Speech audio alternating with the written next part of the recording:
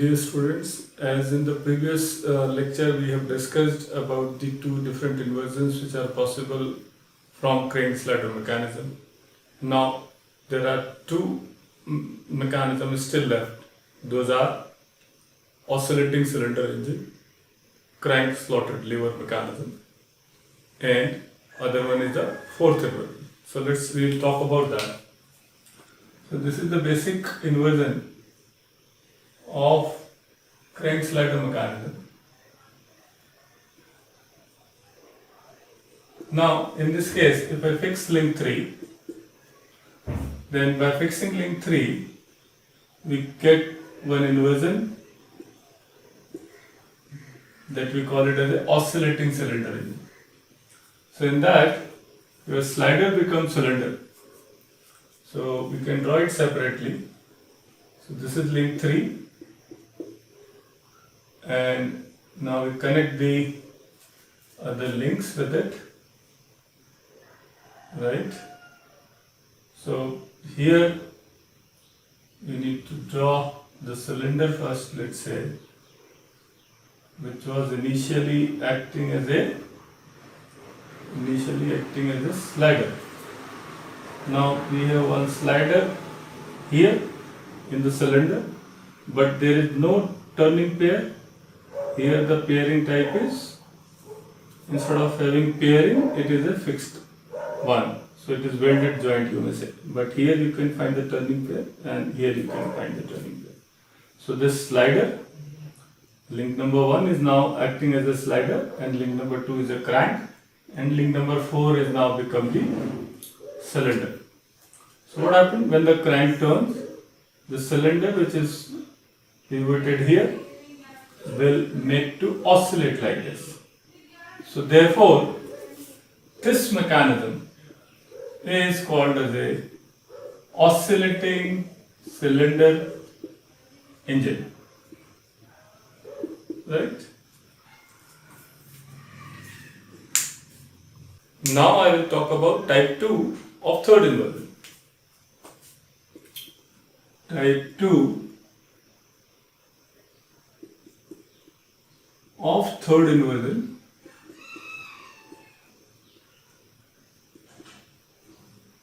So in this case again link number 3 is fixed, right? And we have one link like this. So this link, which is in the case of previous oscillating cylinder engine acting as a oscillating cylinder, that is link number 4, now in this case is converted into a slotted lever. So this link is a slotted lever, and that is nothing but link number 4. And now you can see link number 2 here, and this is link number 1 in the previous case acting as a slider, right? So this is the link, the same work it is also doing here as a slider. So now what we can do, we connect this link, link number 4, with another coupler link, and coupler link also gets connected with the tool. So this is another link.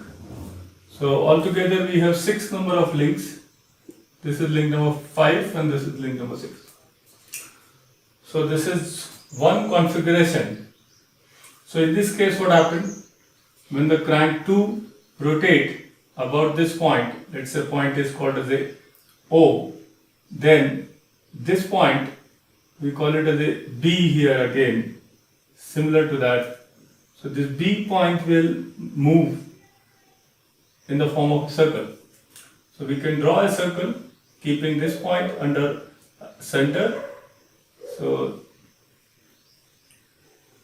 this is something like this. So this link will turn like this, and this is one configuration. To make it more clear, we can draw it one more configuration diagram.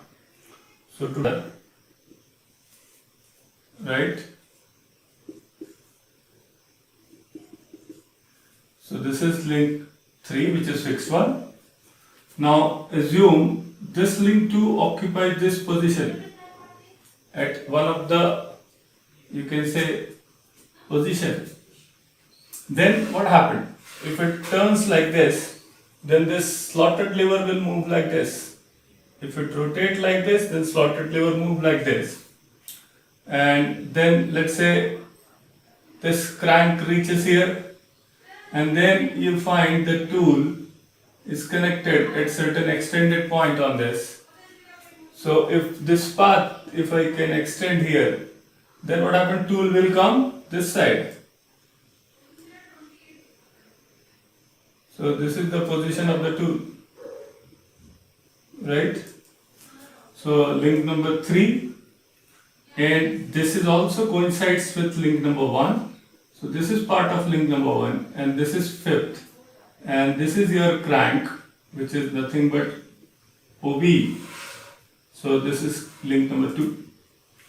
So link number 1, 2, 3 are on collinear, and the tool becomes like this. Now, if you can visualize further, and if you can turn this link this side, then you try to see what will happen. So what I am saying, this link is turned this side, then I am drawing that situation here. So let's say this is turned this side, then this is the fixed link 3, and I am trying to draw the situation when this link 3 is like this and link 1 is like this. So this is the position, and another condition,